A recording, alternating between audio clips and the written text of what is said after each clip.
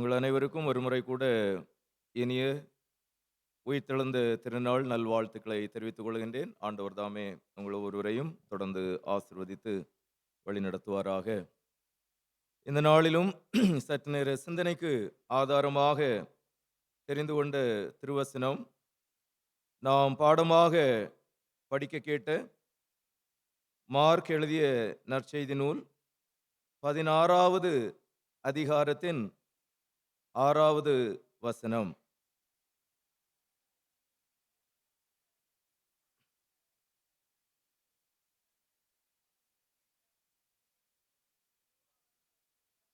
இருந்த வண்ணமாகவே தலைவணங்கி நாம் ஜெபிப்போம். மாட்சிமிக்க நல்ல ஆண்டவரே, என்றும் வாழுகின்றவராக இருக்கின்றவரே, ஆதியும் அந்தமுமானவரே, அல்பாவும் ஒமேகாவுமானவரே, சர்வ வியாபியாகவும் எங்களுக்குள்ளும் வாழுகின்றவராக இருப்பதே, உம்மை நன்றியோடு வாழ்த்துகின்றோம், உம்மை நாங்கள் வணங்குகின்றோம். உமது உன்னதமான உயிர்த்தெழுதலை கொண்டாடுகின்றவர்களாக இவ்வதிகாலை வேளையிலே உமது தூய திரு சமூகத்திலே நாங்கள் கடந்து வர, இவனமாக உம்முடைய திருநாமத்தை நாங்கள் மகிமைப்படுத்த ஆண்டவர் உதவி செய்திருக்கின்றீர். நன்றியோடு நாங்கள் உம்மை துதிக்கின்றோம், உம்மை நாங்கள் ஸ்தோத்தரிக்கின்றோம். சுவாமி, உமது செயல்கள் அதிசயமானவைகள். ஆண்டவரே, உம்முடைய வல்லமை விவரிக்க இயலாதது.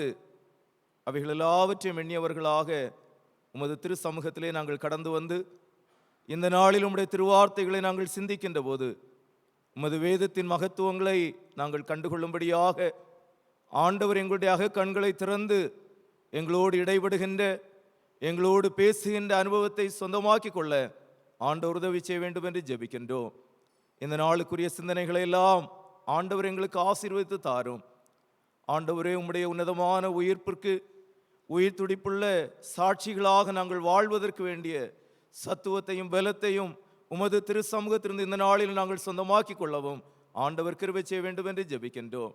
மீட்பர் இயேசுவின் நாமத்தில் வேண்டுகின்றோம் பிதாவே, ஆமேன். கிறிஸ்துவுக்குள் பிரியமானவர்களே, இந்த நாளிலும் உயிர்ப்பு கிறிஸ்துவின் வெற்றி என்கின்ற கருப்பொருளிலே ஆண்டவருடைய திருவார்த்தையை உங்கள் மத்தியிலே பகிர்ந்து கொள்ள விரும்புகின்றேன். Resurrection, the victory of Christ. உலகினில் அநேகர் வாழ்ந்திருக்கின்றார்கள். அநேகர் பல்வேறு விதமான வெற்றி வாகைகளை சூடியிருக்கின்றார்கள். தனி மனிதர்களாக வாழ்வினில் வெற்றியடைந்தவர்கள் உண்டு. சமூகங்களாக வாழ்வினில் வெற்றியடைந்தவர்கள் உண்டு. தேசங்களாக வெற்றியடைந்த தேசங்கள் உண்டு. இவைகளெல்லாம் வரலாறு நமக்கு கற்றுத்தருகின்ற பல்வேறு பாடங்களாக இருக்கிறது. ஆனால் இவைகள் எல்லாவற்றினின்றும் முற்றிலும் மாறுபட்ட ஒன்றாக அல்லது வித்தியாசமானதாகவும் தனி சிறப்புடைய ஒன்றாகவும் அமைகின்ற ஒரு வெற்றி என்று சொல்லுவது நமது ஆண்டவர் இயேசு அடைந்த வெற்றி என்பதாகும். அதைத்தான் மார்க் எழுதிய நற்செய்தி நூல் 16வது அதிகாரத்தின் 6வது வசனத்திலே நாம் படிக்கின்ற போது, அவன் அவர்களை நோக்கி, பயப்படாதிருங்கள், சிலுவையில் அறையப்பட்ட நசரேயனாகிய இயேசுவை தேடுகிறீர்கள். அவர் உயிர்த்தெழுந்தார், அவர் இங்கே இல்லை, இதோ அவரை வைத்த இடம் என்று கூறுகின்றதை நாம் காண்கின்றோம். சிலுவையின் மரணம் ஒரு இழிவானது, சிலுவையின் மரணம் அது ஒரு தோல்வி என்று சொல்லுகின்ற நிலைமையினில் கருதப்பட்ட ஒரு சூழலில் இருந்து ஆண்டவர் இயேசு அடைந்த வெற்றி என்பது அவருடைய உயிர்த்தெழுதலின் வாயிலாக வெளிப்படுகின்றதாக இருக்கின்றது. Resurrection reveals the victory that Christ won. கிறிஸ்து அடைந்த வெற்றியை அவருடைய உயிர்த்தெழுதல் என்பது வெளிப்படுத்துகின்றதாக இருக்கின்றது. இந்த வெற்றியை எவண்ணமாக இந்த நாளுக்குரிய இந்த திருமறை பகுதிகள் விளக்குகின்றது என்று நாம் சிந்திக்கின்ற போது, ஏசாயா தீர்க்கதரிசியின் புஸ்தகம் 25வது அதிகாரத்தின் 8வது வசனத்திலே நாம் படிக்கின்ற போது, அவர் மரணத்தை ஜெயமாக விழுங்குவார், கர்த்தராகிய தேவன் எல்லா முகங்களிலும் இருந்து கண்ணீரை துடைத்து தமது ஜனத்தின் நிந்தையை பூமியில் இராதபடிக்கு முற்றிலும் நீக்கி விடுவார், கர்த்தரே இதை சொன்னார் என்று ஏசாயா தீர்க்கன் பல நூறு ஆண்டுகளுக்கு முன்பதாக கூறுகின்றார். இதுவரையிலும் மரணம் மானிடரை விழுங்கி கொண்டிருந்தது. ஆனால் ஏசாயா தீர்க்கன் ஒரு இறை காட்சியை காணுகின்றார். எது ஒன்று இந்த உலகினில் வலிமை மிக்க ஒன்றாகவும் சகலத்தையும் தன்பால் ஈர்க்கின்றதாக அல்லது விழுங்குகின்றதாக இருக்கின்றதோ, அதையே விழுங்குகின்ற ஒருவர் இந்த உலகினில் உண்டாவார். அவர் மூலமாக இந்த மரணம் என்று சொல்லுவது மேற்கொள்ளப்படும் என்கின்ற இறை காட்சியை காணுகின்றார். அதன் நிறைவேறுதலாக நமது ஆண்டவர் இயேசுவின் உயிர்ப்பு என்பது அமைகின்றதாக இருக்கின்றதை நாம் காண்கின்றோம். மேலும் ஏசாயா 25:9 ஏசாயா தீர்க்கன் கூறுகின்ற போது, அக்காலத்திலே இதோ இவரே நம்முடைய தேவன், இவருக்காக காத்திருந்தோம், இவர் நம்மை ரட்சிப்பார், இவரே கர்த்தர், இவருக்காக காத்திருந்தோம், இவருடைய ரட்சிப்பினால் களிகூர்ந்து மகிழ்வோம் என்று சொல்லப்படும் என்று கூறுகின்றார். ஆண்டாண்டுகளாக மக்கள் எதிர்நோக்கி இருந்த ஒரு நிகழ்வு என்று சொல்லுவது இங்கே ஆண்டவர் இயேசுவின் இந்த உயிர்ப்பின் வாயிலாக நிறைவேறுகின்றதாக இருக்கின்றதை நாம் காண்கின்றோம். வேத அறிஞர்கள் கூறுகின்ற போது, ஆதாம் ஏவாள் எப்பொழுது ஆண்டவருடைய திருச்சத்தத்திற்கு செவி கொடுப்பதற்கு மறுத்தவர்களாக, அவருடைய கட்டளைகளை மீறியவர்களாக செயல்பட்டார்களோ, மரணம் அவர்களுடைய வாழ்வினில் குடிகொண்ட போது நிச்சயமாகவே ஆதாம் யோசித்திருப்பான், எவ்வண்ணமாக நான் மீண்டும் ஆண்டவரிடத்தில் ரெக்கன்சைல் ஆவது, எவ்வண்ணமாக நான் இழந்து போன அந்த வாழ்வினை மீண்டும் பெறுவது என்று. ஆனால் அது உடனடியாக நடக்கவில்லை. அங்கேயே ஆண்டவர் ஒரு வாக்குத்தத்தை கொடுக்கின்றார். ஆனால் நீண்ட ஒரு நெடுங்காலம் கடந்து அவன் அந்த நாளிலேயே சிந்தித்த அந்த இழந்து போன ஒரு உறவு அல்லது ஆண்டவர் ஏற்படுத்தி கொடுத்த அந்த ஒரு மேன்மை மிக்க ஒரு வாழ்வு என்பது அவசியமானது என்பதை அவன் உணர்கின்ற போது, காலங்காலமாக காத்திருந்த மக்கள் இங்கே ஆண்டவர் இயேசுவின் இந்த உயிர்த்தெழுதலின் வாயிலாக அதை உரியவர்களாக மாறுகின்ற ஒரு சூழலை நாம் இங்கே காணுகின்றோம். இங்கே ஆண்டவர் இயேசுவின் இந்த உயிர்த்தெழுந்த நிகழ்வு ஒரு வெற்றி வாகை சூடுகின்ற அனுபவம் என்று சொல்லுவதை மார்க் நற்செய்தியாளர் கூறுகின்றதை நாம் பார்க்கின்றோம். ஆக அவர் அடைந்த இந்த வெற்றி எத்தகையது என்று சொல்லுகின்ற போது 3 காரியங்களை சுருக்கமாக வலியுறுத்த விரும்புகின்றேன்.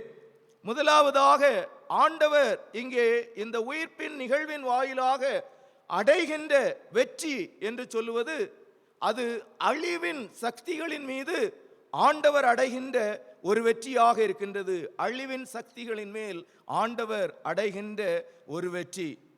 Victory over the power of destruction.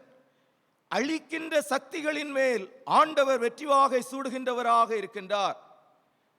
Mark 16வது அதிகாரத்தின் 1, 2 ஆகிய வசனங்களை நாம் படிக்கின்ற போது, ஓய்வு நாளான பின்பு மகதலேனா மரியாளும் யாக்கோபின் தாயாகிய மரியாளும் சலோமே என்பவளும் அவருக்கு சுகந்த வர்க்கமிடும்படி அவைகளை வாங்கி கொண்டு வாரத்தின் முதலாம் நாள் அதிகாலையிலே சூரியன் உதயமாகுகிற போது கல்லறை நண்ட இடத்தில் வந்தார்கள் என்று நாம் பார்க்கின்றோம்.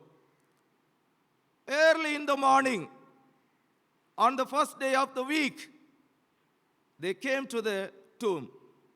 ஆண்டவருடைய கல்லறை இடத்திற்கு அவர்கள் வருகின்றவர்களாக இருக்கின்றார்கள்.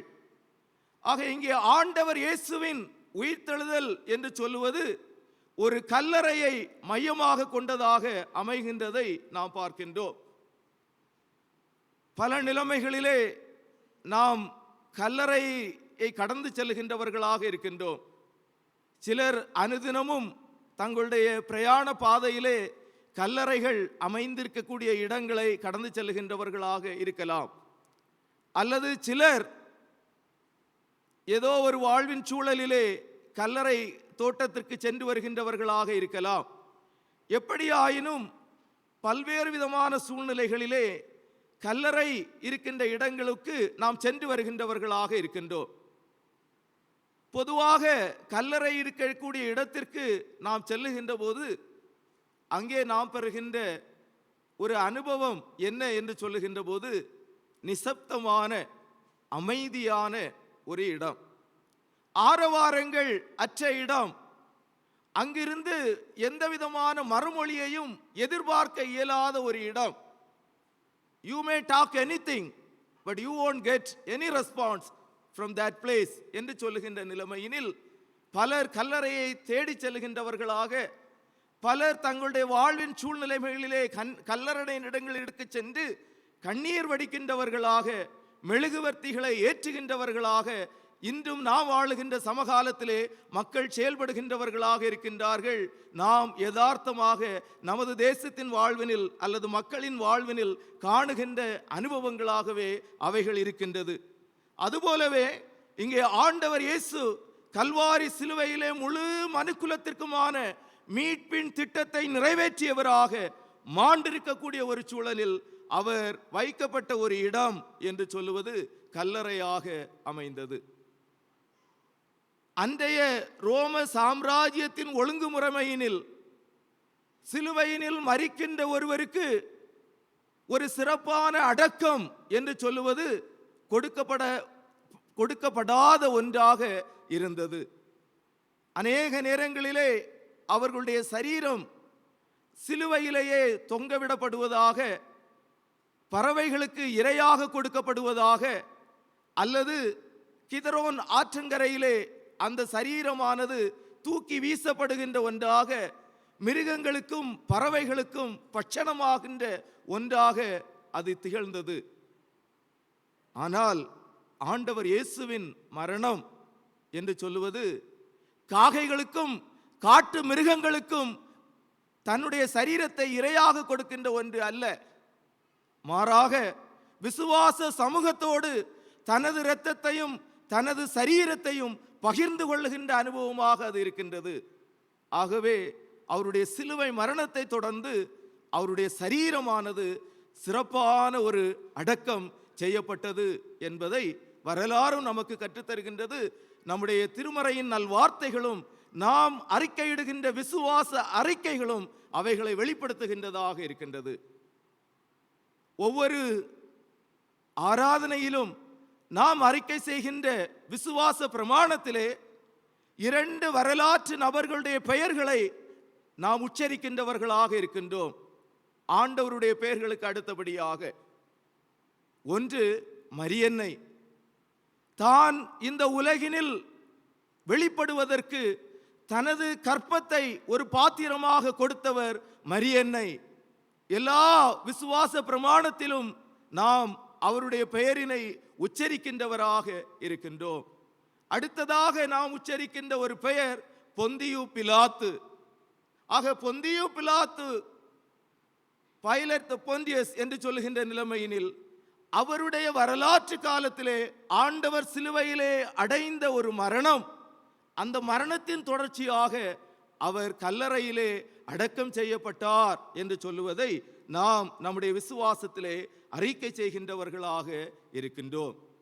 இந்த உலகினில் கருவறை முதல் கல்லறை வரையிலே என்று சொல்லுகின்ற ஒரு நிலைமை இருக்கின்ற போது ஆண்டவர் இயேசுவின் வாழ்வு என்று சொல்லுவது கல்லறை கடந்த ஒன்றாக இருக்கின்றது என்பதை வலியுறுத்துகின்றதை நாம் பார்க்கின்றோம். எனினும் முதலிலே சொன்னதை போல இந்த சிலுவை மரணத்தை அனுபவிக்கின்றவர்களுக்கு முறையான மரியாதை மிக்க ஒரு அடக்கம் என்று சொல்லுவது செய்யப்படாதிருந்த சூழலில் ஆண்டவர் இயேசுவிற்கு ஒரு சிறப்பான அடக்கம், ஒரு சிறப்பான கல்லறை என்று சொல்லுவது இந்த உலகினிலே கொடுக்கப்பட்டது. ஆண்டவர் இயேசு இந்த உலகினில் பிறப்பதற்கு ஒரு சிறப்பான கற்பம் என்பது அவருக்கு கொடுக்கப்பட்டது. மரியன்னையின் கற்பம் என்று சொல்லுவது அவர் சிறப்புக்குரிய ஒருவராக ஆண்டவருடைய கிருபையை பெற்றவராக எல்லா முழு மனுக்குலத்திற்குமான மீட்பரை ஈன்று கொடுக்கின்ற ஒரு நபராக அவர் பயன்படுத்தப்பட்டதை போல ஆண்டவர் இயேசு சிலுவையிலே மாண்டு போன போது அவர் அடக்கம் செய்யப்படுவதற்கு ஒரு கல்லறை கொடுக்கப்பட்டது. அது சாதாரணமான ஒரு கல்லறை என்று சொல்லுவதற்கு இடமில்லை.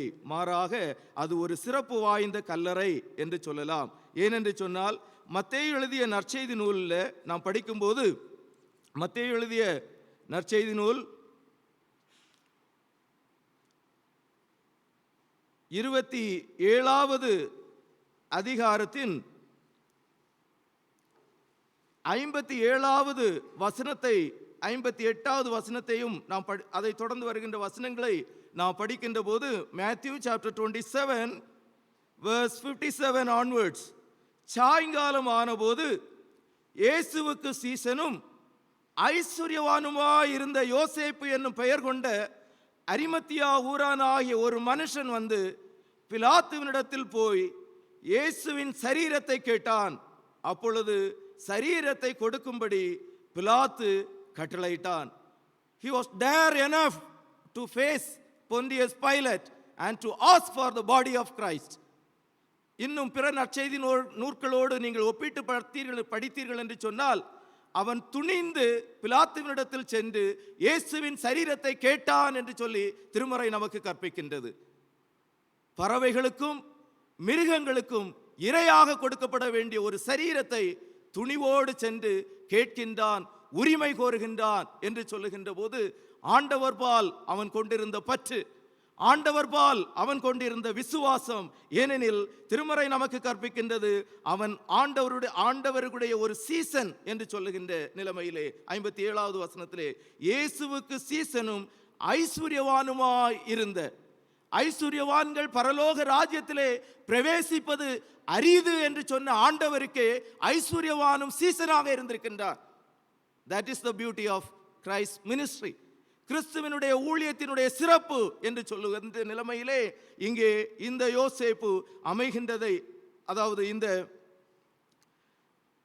யோசேப்பு அமைகின்றதை நாம் காண்கின்றோம்.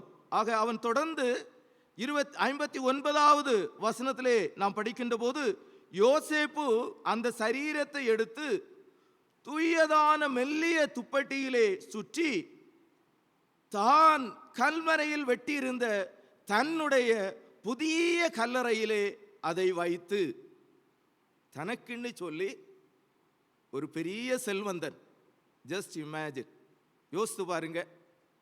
இன்னைக்கு நிறைய பேர் தாங்களுக்கு முன்பதாகவே தங்களுடைய வாழ்க்கையினுடைய இறுதி எப்படிப்பட்டதாக அமைய வேண்டும் என்று சொல்லுவதை உயிலாக எழுதி வைக்கின்றார்கள், டீட்ஸ் பண்ணி வைக்கின்றார்கள். ராஜாக்கள் தங்களுடைய அந்திய காலம் எப்படி இருக்க வேண்டும், தலைமுறை தலைமுறை கடந்து வரலாற்றிலே அவர்களுடைய நினைவுகள் நிலைத்திருக்க வேண்டும் என்று சொல்லுகின்ற நிலைமையிலே செய்கின்ற காரியங்கள் ஏராளமானவைகளாக இருக்கின்ற போது, இங்கே ஒரு மாபெரும் செல்வந்தன் பிலாத்துவினிடத்தில் அன்றைய தேசாதிபதியினுடைய சமூகத்தை நேரடியாக தரிசிக்கின்ற ஒரு துணிவு உடையவராக செயல்படுகின்ற நிலைமையில் இருக்கக்கூடிய ஒரு செல்வந்தன் என்று எண்ணுகின்ற பொழுது அவன் எத்தகையவனாக இருந்திருக்க வேண்டும். தனக்கென ஏற்படுத்தி வைத்திருந்த ஒரு கல்லறையினில் சிலுவையில் மரித்த நமது ஆண்டவர் இயேசுவை அடக்கம் செய்வதற்கு அவன் ஏற்படுத்தி கொடுக்கின்றவனாக இருக்கின்றான். மரியன்னையின் கற்பம் ஆண்டவருடைய பிறப்பினை இந்த உலகிற்கு கொடுப்பதற்கு பயன்படுத்தப்பட்டதை போல, கடவுளினுடைய அனாதி தீர்மானத்தின்படி அவருடைய அனந்த ஞானத்தின் அடிப்படையிலே சிலுவையிலே இரத்த சாட்சியாக அல்லது சிலுவையிலே தன்னுடைய முழு இரத்தத்தையும் தன்னுடைய முழு ஜீவனையும் கொடுத்திருக்கின்ற ஆண்டவருடைய சரீரம் வைக்கப்படுகின்ற ஒரு இடமாக இந்த கல்லறை என்று சொல்லுவது பயன்படுத்தப்படுகின்ற ஒன்றாக இருக்கின்றதை நாம் பார்க்கின்றோம். எப்படிப்பட்ட விலைமதிக்கப்பட்ட கல்லறையாக இருந்தாலும் அதுக்குள்ள நடைபெறுகின்ற நிகழ்வு என்று சொல்லுவது இமீடியட்லி டிகே, அழிந்து போகின்ற செயலை செய்கின்ற ஒன்றாகவே அது இருக்கின்றதாக இருக்கிறது. ஆனால் ஆண்டவர் இயேசுவின் கல்லறை என்று சொல்லுவது அழிவிற்கு உரிய இடமாக அல்லாமல் அது புதுவாழ்வு பெறுகின்ற ஒரு இடமாக மாறுகின்றதாக இருக்கின்றதை நாம் காண்கின்றோம். ஆகவே தான் 6வது வசனத்திலே அங்கே பெண்கள் ஆண்டவருடைய திரு சமூகத்தை அல்லது அவர் அடக்கம் பண்ணப்பட்டிருக்கக்கூடிய அவருடைய சரீரத்திற்கான மரியாதையை செய்வதற்கென கடந்து வருகின்ற ஒரு சூழலிலே தேவதூதன் அவர்களை பார்த்து சொல்லுகின்றான். அவன் அவர்களை நோக்கி, பயப்படாதிருங்கள், சிலுவையில் அறையப்பட்ட நசரேயனாகிய இயேசுவை தேடுகிறீர்கள். அவர் உயிர்த்தெழுந்தார், அவர் இங்கே இல்லை, இதோ அவரை வைத்த இடம் என்று கூறுகின்றார். அவர் இங்கே இல்லை, he is not here, அவர் உயிர்த்தெழுந்தார் என்று சொல்லுகின்றார். ஆக கல்லறை அழிவின் சக்தியை உடையதாக இருக்கின்ற போது ஆண்டவர் அதை கடந்து உயிர்த்தெழுகின்றவராக செயல்படுகின்றதை நாம் பார்க்கின்றோம். அதைத்தான் மேலும் மத்தேயு எழுதிய நற்செய்தி நூலிலே நாம் படிக்கின்ற போது இன்னும் சிறப்பாக அது சொல்லப்பட்டிருப்பதை நாம் படிக்க முடியும். அதாவது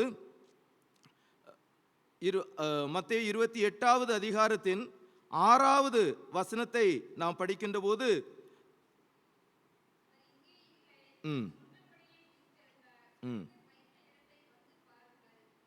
ஓகே, அவர் இங்கே இல்லை, தாம் சொன்னபடியே உயிர்த்தெழுந்தார், கர்த்தரை வைத்த இடத்தை வந்து பாருங்கள் என்று சொல்லுகின்றதை நாம் அங்கே காண்கின்றோம். அதோடு மாத்திரமல்ல, மேலும் நாம் படிக்கின்ற போது லூக்கா எழுதிய நற்செய்தி நூலிலே நாம் படிக்கின்ற போது லூக்கா 24வது அதிகாரத்தின் 5வது வசனமும் 6வது வசனமும், அந்த ஸ்திரீகள் பயப்பட்டு தலை கவிழ்ந்து தரையை நோக்கி நிற்கையில் அந்த 2 பேரும் அவர்களை நோக்கி, உயிரோடு இருக்கிறவரை நீங்கள் மரித்தோரிடத்தில் தேடுகிறது என்ன?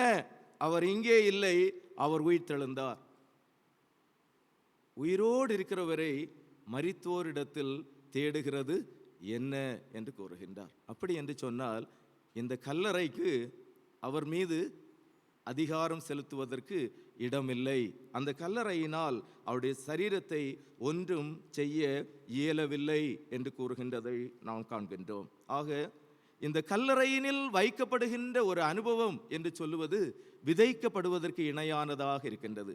கடந்த வாரத்திலே நாம் சிந்தித்தோம், ஆண்டவர் தன்னுடைய இறைப்பணி வாழ்வினை குறித்து சொல்லுகின்ற போது, கோதுமை மணி நிலத்தில் விழுந்து சாகாவிட்டால் தனித்திருக்கும், செத்ததே ஆகில் மிகுந்த பலனை கொடுக்கும் என்று கூறினார். அதுக்கு இணையாக இங்கே அவருடைய வாழ்வு என்று சொல்லுவது விதைக்கப்படுகின்ற ஒன்றிற்கு இணையானதாக இருக்கின்றதை நாம் பார்க்கின்றோம். அதைத்தான் பவுல் அப்போஸ்தலன் 1 கொரிந்தியர் 15வது அதிகாரத்திலே ஒப்புமைப்படுத்தி எழுதுகின்றதை எல்லாம் நாம் பார்க்கின்றோம். ஆக கிறிஸ்தவ வாழ்வினில் ஆண்டவர் நமக்கு தருகின்ற ஒரு உறுதியான நல் நம்பிக்கை, அவர் அடைந்திருக்கக்கூடிய ஒரு ஜெயம், ஆக எல்லா மக்களுடைய வாழ்விற்குமான ஒரு வெற்றி என்று சொல்லுவது அது மரணத்தின் மீது அடைகின்ற ஒரு வெற்றி, கல்லறை கடந்த ஒரு வாழ்வு என்பதை ஆண்டவர் நமக்கு தருகின்றவராக இருக்கின்றார் என்று சொல்லுவதை நாம் அங்கே பார்க்கின்றோம். இரண்டாவதாக நாம் சிந்திக்கின்ற போது 3வது வசனம்,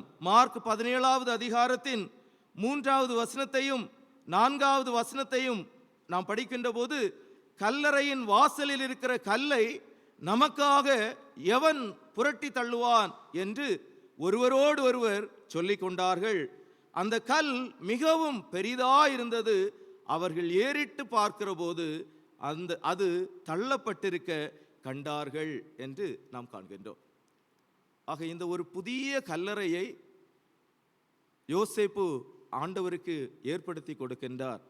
ஏற்படுத்தி கொடுக்கப்பட்ட இந்த கல்லறையின் வாசலிலே ஒரு பெரிய கல் என்று சொல்லுவது புரட்டி வைக்கப்படுகின்றதாக இருக்கின்றது. ஒருவேளை இன்னைக்குள்ள அந்த ஆர்டர் ஆஃப் சர்வீஸினுடைய துவக்கத்தில் போட்டிருக்கக்கூடிய அந்த இமேஜ் என்று சொல்லுகின்ற போது அதில் 3 சிலுவைகளும் ஒரு கல்லறையும், கல்லறையின் முன்பதாக இருக்கக்கூடிய ஒரு பெரிய கல்லும் அது புரட்டப்பட்ட நிலைமையிலே வைத்திருக்கப்பட்டிருப்பதையும் நாம் பார்த்தோம். அதற்கு இணையாகவே இந்த ஒரு பெரிய கல் என்று சொல்லுகின்ற போது அதை புரட்டி தள்ளுவதற்கு அவர்களால் இயலாதிருக்கக்கூடிய ஒரு நிலைமை என்று சொல்லுகின்ற போது இந்த பெரிய கல் ஆனது ஒரு ஆதிக்கத்தை காட்டுகின்றதாக இருக்கின்றது. அழிவின் சக்தியினின்று ஆண்டவர் தன்னுடைய வெற்றியை வெளிப்படுத்தி காட்டுகின்றார். இரண்டாவதாக அவருடைய இந்த உயிர்த்தெழுதல் என்று சொல்லுவது ஒரு வெற்றியின் அடையாளமாக இருக்கின்றது. எதன் மீது என்று சொல்லுகின்ற போது ஆதிக்க சக்திகளின் மீது அவர் அடைகின்ற ஒரு வெற்றி என்பதை அது வெளிப்படுத்துகின்றதாக இருக்கின்றது. ஆக அதைத்தான் இங்கே 3, 4 ஆகிய வசனங்களிலே அவர் சொல்லுகின்றதை நாம் பார்க்கின்றோம். அந்த கல் மிகவும் பெரிதாயிருந்தது, அவர்கள் ஏறிட்டு பார்க்கின்ற போது அது தள்ளப்பட்டிருக்கிறதை கண்டார்கள் என்று சொல்லி. ஒருவேளை மார்க்கு மிகவும் சுருக்கமாகத்தான் எல்லா நிகழ்வுகளையும் எழுதுகின்றார். ஆனால் மத்தேயு எழுதிய நற்செய்தி நூலிலே நாம் படிக்கின்ற போது அந்த கல்லுக்கு முத்திரை போடப்பட்டது, அந்த கல்லுக்கு காவல் வைக்கப்பட்டது என்றெல்லாம் கூறப்படுகின்றதை நாம் காண்கின்றோம். ஆகவே இதை பத்திரப்படுத்துங்கள் என்று சொல்லுகின்றார்கள்.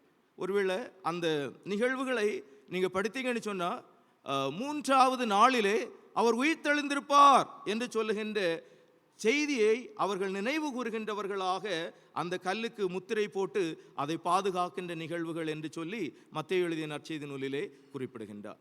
இந்த 3ஆம் நாள் என்று சொல்லுவது ஆண்டவருடைய பார்வையிலே மிகவும் சிறப்புக்குரிய ஒன்றாக இருக்கின்றதை நாம் அறிகின்றோம். பல மேற்கோள்கள் அல்லது இறை வார்த்தைகள் இருக்கின்றது.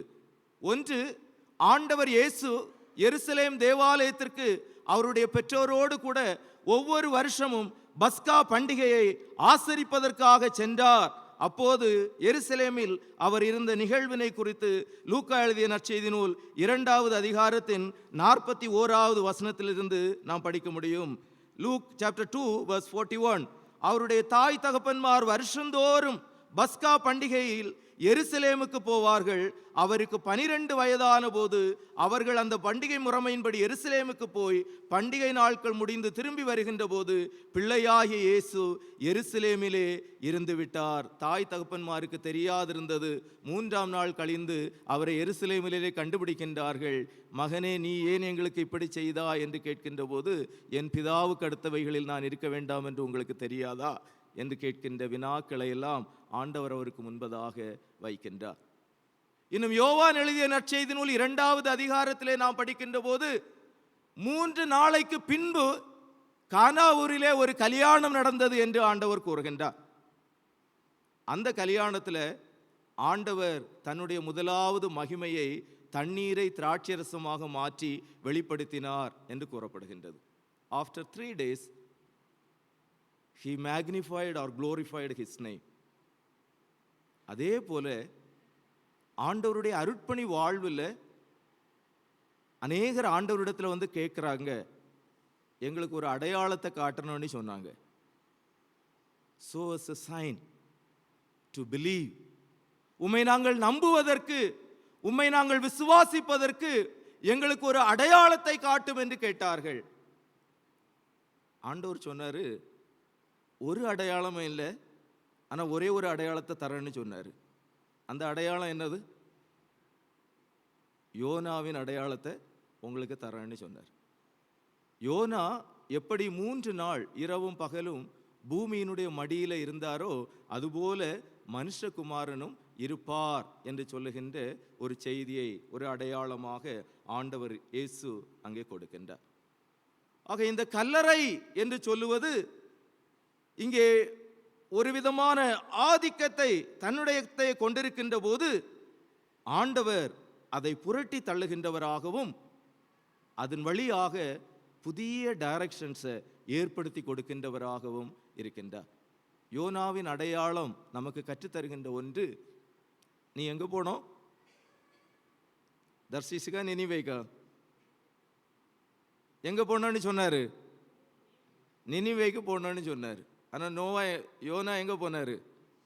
தர்ஷீஷுக்கு போனார். மீன் என்ன செய்தது? யோனாவை விழுங்கிச்சு. தர்ஷீஷில் கொண்டு கக்கிச்சா, நினிவேயில் கக்கிச்சா? ஆக கல்லறையின்குள்ள இருக்கக்கூடிய இயேசு உயிர்த்தெழுகின்றார் அல்லது கல்லறையை சந்திக்க வருகின்ற கிறிஸ்தவ சமூகம் என்று சொல்லுவது gets the right direction to move forward. விசுவாச வாழ்வினில் சீரான பாதையினில் சரியான பாதையினில் செல்லுவதற்கு ஆண்டவர் வழிநடத்துகின்றவராக இருக்கின்றார். ஆதிக்க சக்திகளினுடைய வல்லமைகளை முறித்து என்று சொல்லுவது ஆண்டவர் நமக்கு கற்றுத்தருகின்ற பாடமாக இருக்கின்றதை நாம் காண்கின்றோம். அதோடு மாத்திரமல்ல, கடைசியாக நாம் சிந்திக்கின்ற போது இங்கே 7வது வசனமும் 8வது வசனத்தையும் நாம் படிக்கின்ற போது, அல்லது 6, 7, 8 ஆகிய வசனங்களை நாம் படித்தோம் என்று சொன்னால், மார்க் 16வது அதிகாரத்தின் அவர்களை நோக்கி பயப்படாதிருங்கள். அவன் அவர்களை நோக்கி பயப்படாதிருங்கள், சிலுவையில் அறையப்பட்ட நசரேயனாகிய இயேசுவை தேடுகிறீர்கள். அவர் உயிர்த்தெழுந்தார், அவர் இங்கே இல்லை. இதோ அவரை வைத்த இடம். நீங்கள் அவருடைய சீஷரிடத்திற்கும் பேதுருவிடத்திற்கும் போய் உங்களுக்கு முன்னே கலிலேயாவுக்கு போகிறார். அவர் உங்களுக்கு சொன்னபடியே அங்கே அவரை காண்பீர்கள் என்று அவர்களுக்கு சொல்லுங்கள் என்றான் என்று நாம் காண்கின்றோம். இங்கே ஆண்டவர் இயேசுவின் இந்த வெற்றி என்று சொல்லுவது பலவீனரை பலப்படுத்துகின்ற ஒரு வெற்றியாக இருக்கின்றது. Christ resurrection empowers the powerless.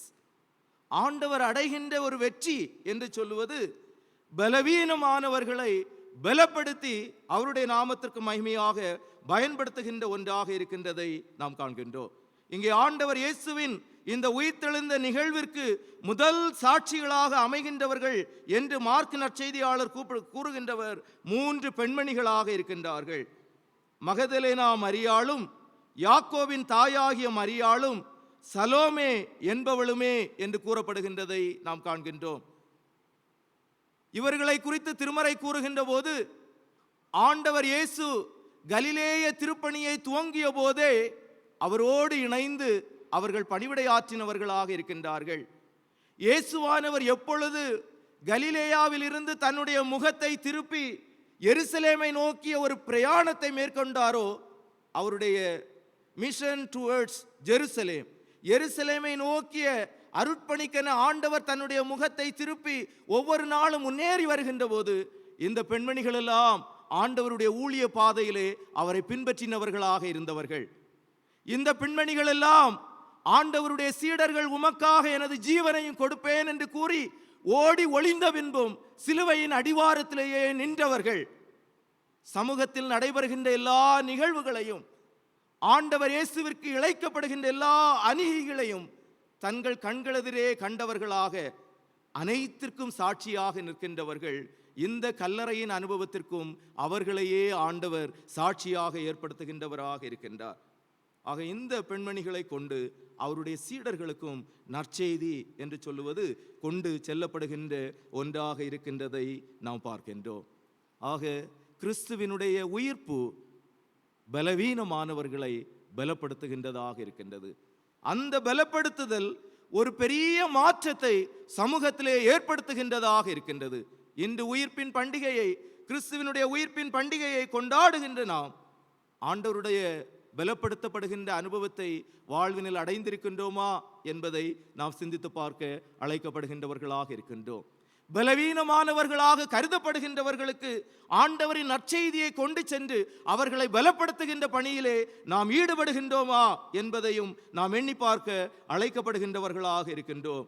ஏனென்று சொன்னால் இங்கே 7வது வசனத்திலே ஆண்டவர் சொல்லுகின்ற போது, நீங்கள் அவருடைய சீஷரிடத்திற்கும் பேதுருவிடத்திற்கும் போய் உங்களுக்கு முன்னே கலிலேயாவுக்கு போகிறார் என்று சொல்லுங்கள் என்று கூறுகிறார்.